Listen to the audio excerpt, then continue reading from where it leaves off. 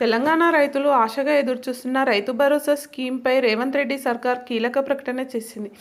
ఈ మేరకు వ్యవసాయ శాఖ మంత్రి తుమ్మల నాగేశ్వరరావు దీనిపై క్లారిటీ ఇచ్చారు.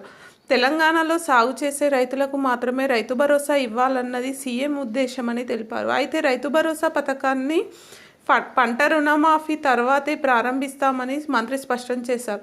వెంసూరులో మీడియాతో మాట్లాడుతూ ఈ కీలక వ్యాఖ్యలు చేశారు మంత్రి తుమ్మల. రైతు భరోసాకు సంబంధించి కౌలు రైతులు ముందే మాట్లాడుకోవాలని తుమ్మల నాగేశ్వరరావు సూచించారు. కౌలు తీసుకునే ముందు చర్చించుకోవాలని తెలిపారు. సాగు చేసే రైతులకే రైతు భరోసా ఇవ్వాలనేది రేవంత్ రెడ్డి కోరిక అని మంత్రి తెలిపారు. గత 5 ఏళ్ల కాలంలో సాగు చేయని భూములకు కూడా రైతు భరోసా వచ్చిందన్నారు. దానివల్ల 25,000 కోట్లు దుర్వినియోగం అయినట్లు మంత్రి తెలిపారు. 10 నుంచి 15 రోజుల్లో రైతుల అభిప్రాయాలను తీసుకొని సబ్ కమిటీ సీఎంకి నివేదిక అందిస్తుందని తుమ్మల తెలిపారు. రుణమాఫీ పూర్తయిన రైతు భరోసా ప్రారంభిస్తామని మంత్రి చెప్పుకొచ్చారు. రైతులందరికీ ప్రభుత్వమే ప్రీమియం కట్టే విధంగా సీఎం రేవంత్ రెడ్డితో మాట్లాడినట్లు తెలిపారు. రైతు బీమా కూడా కొనసాగించాలని చెప్పినట్లు తెలిపారు. రైతులందరూ మంచి వ్యవసాయం చేయాలని మంత్రి సూచించారు.